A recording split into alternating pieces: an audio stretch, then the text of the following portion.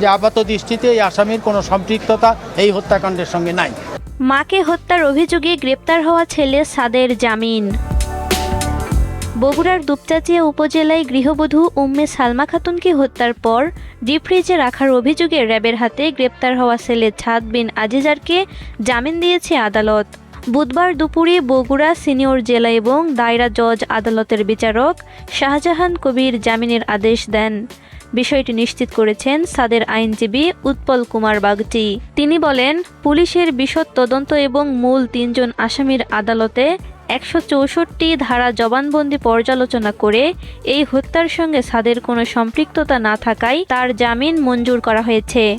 ছেলের জামিনের বিষয়ে বাবা আজিজার রহমান বলেন, চিফ জুডিশিয়াল ম্যাজিস্ট্রেট আদালত থেকে জজ আদালতে মামলা নিয়ে এসে জামিন করাতে সময় লেগেছে।